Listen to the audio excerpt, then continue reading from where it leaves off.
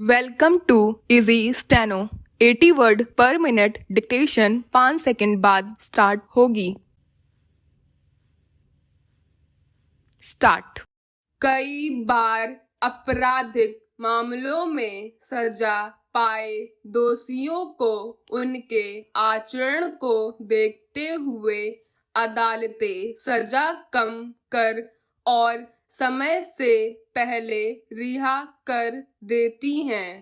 पूर्व प्रधानमंत्री राजीव गांधी की हत्या के दोषियों को भी सर्वोच्च न्यायालय ने इसी आधार पर समय से पहले रिहा कर दिया।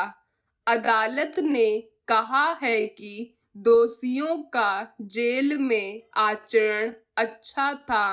उन्होंने किताब लिखी, समाज सेवा की और डिग्री भी हासिल की, मगर केंद्र सरकार ने इस फैसले को नैसर्गिक न्याय नहीं माना है। उसका कहना है कि इस मामले में फैसला सुनाते वक्त उसे पक्षकार नहीं बनाया गया। उसका पक्ष भी सुना जाना चाहिए था। केंद्र ने इस फैसले पर पुनर्विचार याचिका दाखिल की है। हालांकि राजीव गांधी की हत्या के 6 दोषियों को रिहा करने का प्रस्ताव तमिलनाडु मंत्रिमंडल ने 4 साल पहले पारित कर राज्यपाल से इसके लिए अनुरोध किया था।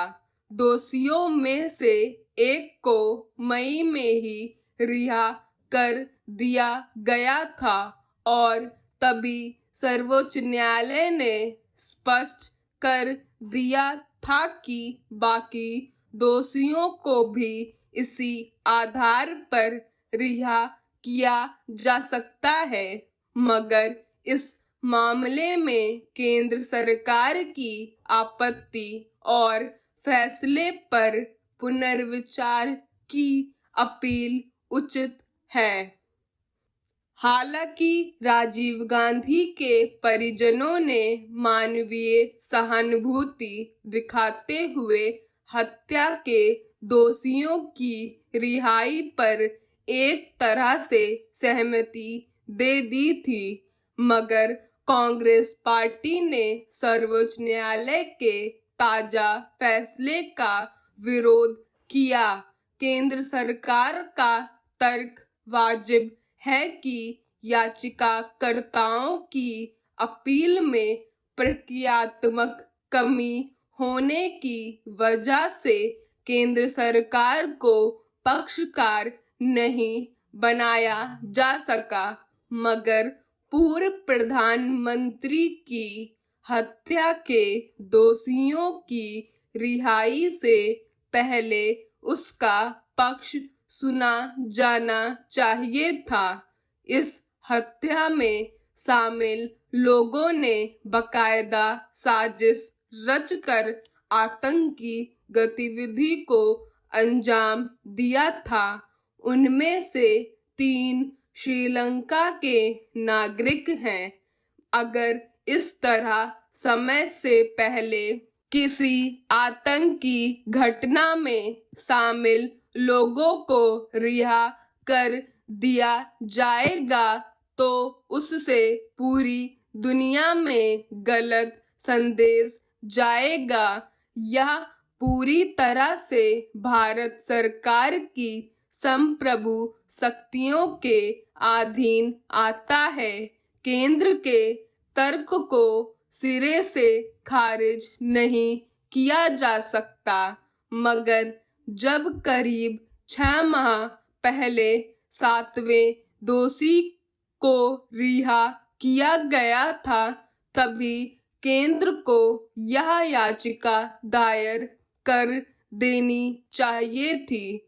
देर से ही सही, इस मामले में अदालत से पुनर्विचार की अपेक्षा स्वाभाविक है। सामान्य अपराध के मामलों में इसलिए अदालत का समय से पूर्व रिहा कर देने का फैसला उचित मान लिया जाता है कि उनमें दोषियों के फिर से अपराध की दुनिया में न लौटने और उनसे समाज को कोई खतरा न होने का तर्क सहज स्वीकार होता है। मगर राजीव गांधी की हत्या सामान्य अपराध नहीं बल्कि एक देश के पूर्व प्रधानमंत्री की साजिश रचकर आतंकवादी समूह के लोगों द्वारा की गई थी। उनसे बेशक अब समाज को कोई खतरा ना हो, पर इस रिहाई से दूसरे आतंकियों का मनोबल बढ़ने से इनकार नहीं किया जा सकता।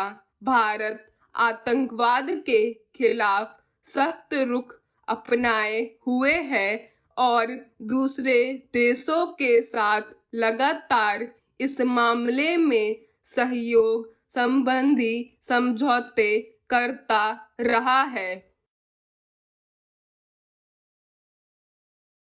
90 word per minute dictation 5 second बाद स्टार्ट होने वाली है। स्टार्ट। कई बार आपराधिक मामलों में सजा पाए दोषियों को उनके आचरण को देखते हुए अदालतें सजा कम कर और समय से पहले रिहा कर देती हैं। पूर्व प्रधानमंत्री राजीव गांधी की हत्या के दोषियों को भी सर्वोच्च न्यायालय ने इसी आधार पर समय से पहले रिहा कर दिया। अदालत ने कहा है कि दोषियों का जेल में आचरण अच्छा था। उन्होंने किताब लिखी, समाज सेवा की और डिग्री भी हासिल की, मगर केंद्र सरकार ने इस फैसले को नैसर्गिक न्याय नहीं माना है। उसका कहना है कि इस मामले में फैसला सुनाते वक्त उसे पक्षकार नहीं बनाया गया।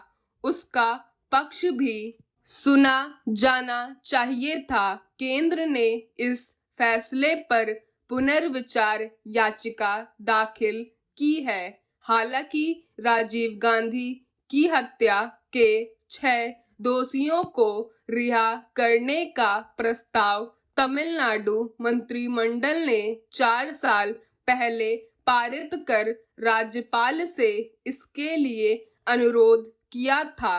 दोषियों में से एक को मई में ही रिहा कर दिया गया था और तभी सर्वोच्च न्यायालय ने स्पष्ट कर दिया था कि बाकी दोषियों को भी इसी आधार पर रिहा किया जा सकता है।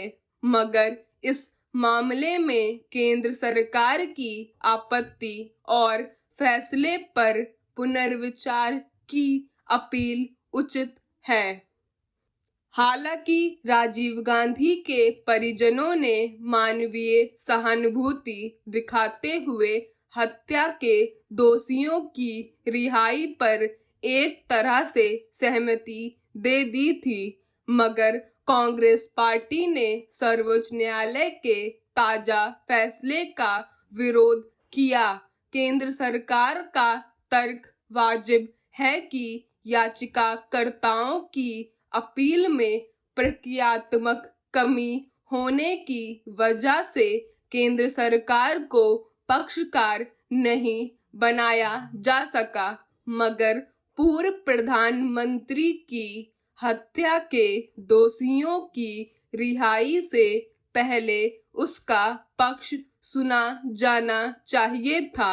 इस हत्या में शामिल लोगों ने बाकायदा साजिश रचकर आतंकी गतिविधि को अंजाम दिया था।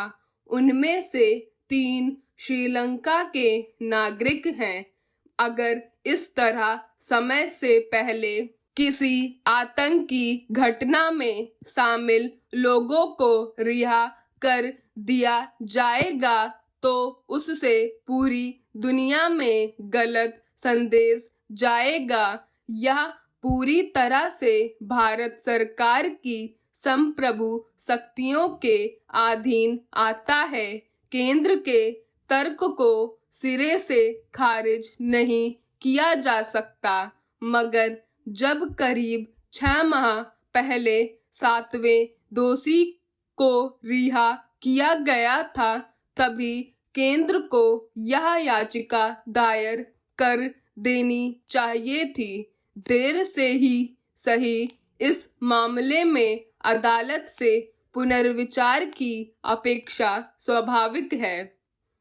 सामान्य अपराध के मामलों में इसलिए अदालत का समय से पूर्व रिहा कर देने का फैसला उचित मान लिया जाता है कि उनमें दोषियों के फिर से अपराध की दुनिया में न लौटने और उनसे समाज को कोई खतरा न होने का तर्क सहज स्वीकार होता है।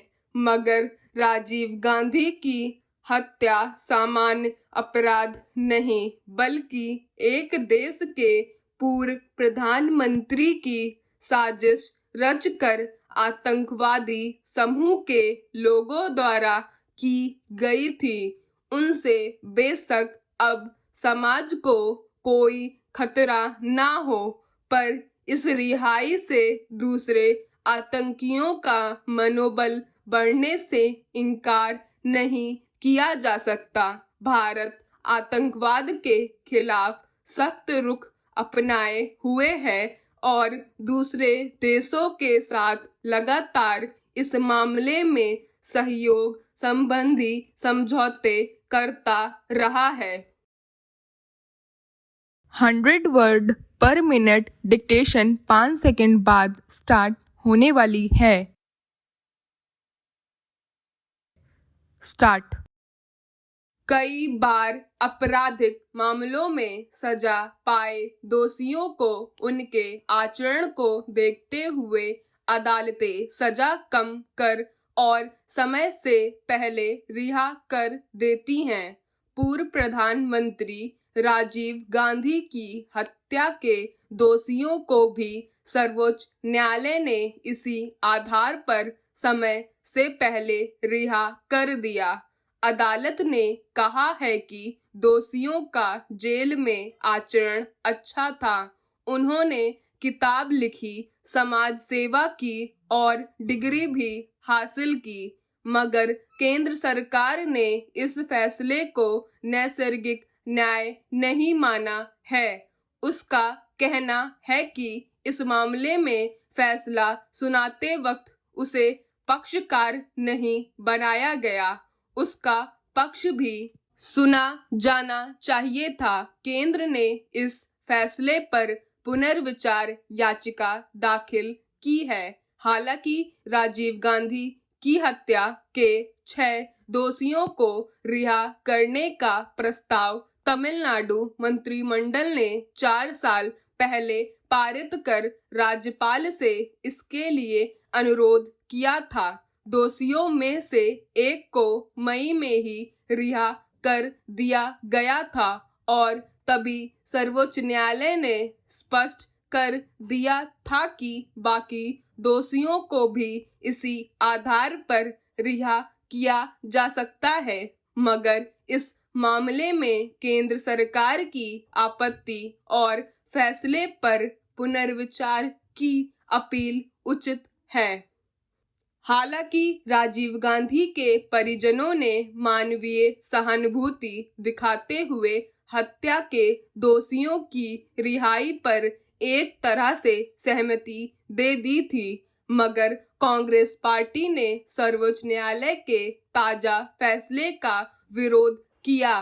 केंद्र सरकार का तर्क वाजिब है कि याचिकाकर्ताओं की अपील में प्रक्रियात्मक कमी होने की वजह से केंद्र सरकार को पक्षकार नहीं बनाया जा सका, मगर पूर्व प्रधानमंत्री की हत्या के दोषियों की रिहाई से पहले उसका पक्ष सुना जाना चाहिए था।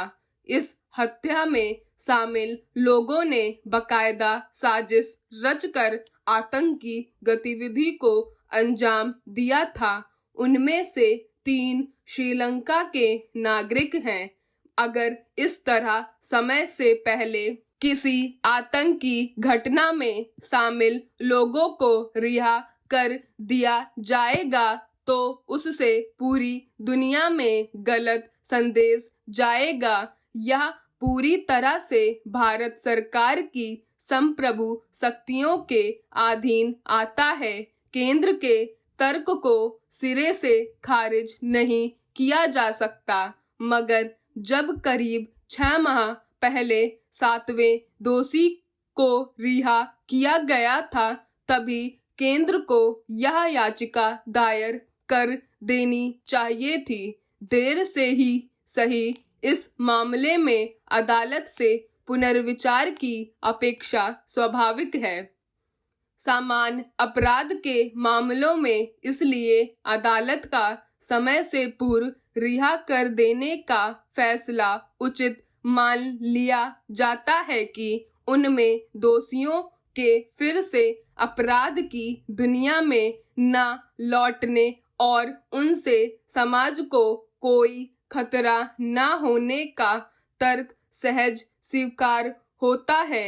मगर राजीव गांधी की हत्या सामान्य अपराध नहीं, बल्कि एक देश के पूर्व प्रधानमंत्री की साजिश रचकर आतंकवादी समूह के लोगों द्वारा की गई थी।